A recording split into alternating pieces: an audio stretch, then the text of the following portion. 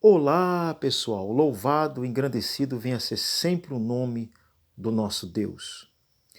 A palavra, lá em Mateus 6,19, Jesus, no Sermão do Monte, vem dizendo que o homem não deve ajuntar tesouros na terra, onde a traça e a ferrugem corrói, mas que o homem venha juntar tesouros no céu. Mas o mestre não quis dizer que enquanto nós não estivermos no céu, nós não temos que fazer algo. Quando é muito complicado, irmãos, porque também quando lá em Atos dos Apóstolos, a palavra de Deus diz que os discípulos no primeiro amor, né, na primeira instância, que todos estavam na presença firmemente, eles tinham tudo em comum. Toda a riqueza, vendiam suas posses e colocavam nos pés dos discípulos e eles repartiam porque eles tinham tudo em comum. Na era que nós estamos vivendo, é uma era complicada que a Bíblia diz que os homens seriam amantes de si mesmo, não é verdade? Enganando e sendo enganado. Mas a palavra de Deus diz, em Gênesis, capítulo 39, sobre um homem abençoado por Deus chamado José. E diz assim: e o Senhor, Gênesis 39, versículo 2, e o Senhor estava com José, e foi varão próspero, e estava na casa de seu senhor egípcio. Vendo, pois, o seu senhor, que o Senhor estava com ele e que tudo que ele fazia, o Senhor prosperava em sua mão, José achou graça aos olhos e o servia, e ele o pôs sobre a sua casa e entregou na sua mão tudo o que tinha. Nós conhecemos a história de José. José foi um jovem que os irmãos tiveram inveja dele, ele foi vendido para uma caravana de ismaelita e ali depois vendido para Potifar. E José era um homem que Deus o escolheu e tudo que aquele homem prosperava. Então, assim também, quando nós escolhemos o Senhor, o nosso Deus, o nosso Senhor e Salvador, nós escolhemos Ele como Deus da nossa vida, pode ter certeza que tudo que a gente tocar vai prosperar. Então, nós podemos prosperar quando nós entregamos a nossa vida nas mãos de Deus. Tudo que você precisa, irmão, Deus fará prosperar. Nós vemos uma coisa interessante, que José, olhando para ele, só estava descendo. Ele passou por muitas dificuldades. Imagina um menino fora da sua pátria, longe do seu pai, da sua mãe. Tudo que aquele rapaz passou, mas ele não blasfemou. Jesus, assim também, disse no Novo Testamento que o tesouro da terra, ele é passageiro.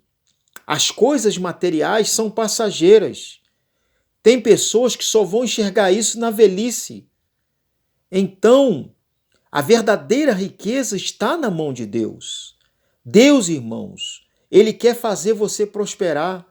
Ele quer fazer você crescer em tudo. A Bíblia diz que Potifar, né, deixou a cargo de José todas as coisas. Então, amados irmãos, assim também é o nosso Deus. Deus, ele quer fazer a gente ser bem-aventurado, quer fazer a gente ser feliz, quer fazer a gente ter as riquezas da terra. Mas a riqueza maior não é em coisas materiais. Nós não adoramos a Deus porque Ele nos dá coisas materiais. Nós adoramos Ele porque nós amamos Ele. Infelizmente, a igreja está sendo corrompida pelas coisas materiais. Hoje nós vemos, infelizmente, pessoas, principalmente os líderes, cobrando caríssimo dentro da igreja aquilo que Deus não pediu. Isso não é bíblico, meus irmãos. É bíblico? Claro que não. Nós vemos que os discípulos depositavam tudo aos pés dos apóstolos, os que entravam para a igreja de Cristo, de Jesus Cristo. Todos os novos discípulos entregavam tudo aos pés dos apóstolos. E assim eles repartiam tudo em comum. Hoje nós vemos, infelizmente, dentro do templo, da casa de Deus, que se chama a casa de Deus, hoje nós vemos as controvérsias da vida. Nós não vemos que as pessoas têm tudo em comum. Quando um servo de Deus conta uma vitória, um testemunho no altar, no templo, o que eles fazem? Muitas pessoas ainda sentem inveja. Os irmãos de José também eram assim. Eles tinham a bênção, sabiam quem era Deus, sabiam que tinha que servir a Deus de tudo, mas mesmo assim venderam o seu irmão.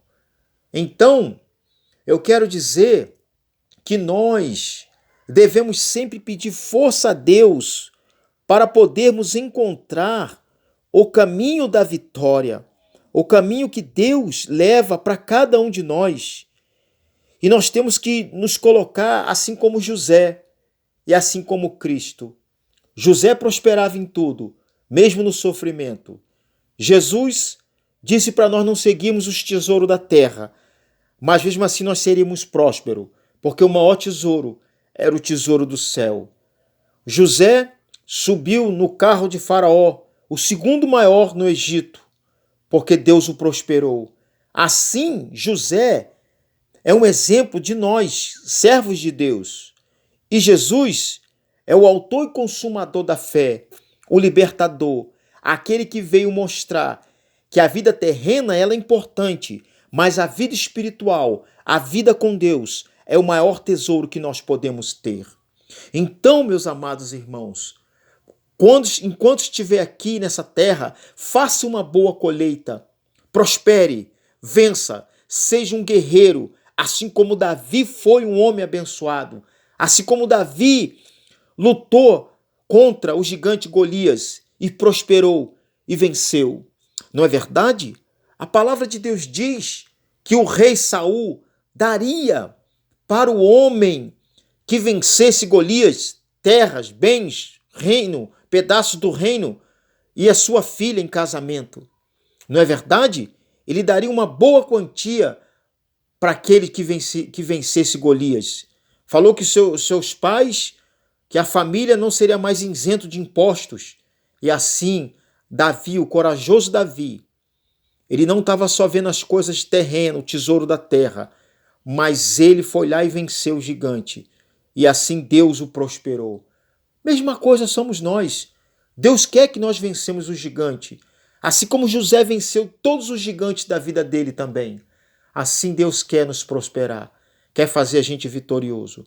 Mas a maior vitória é aquela na cruz do Calvário.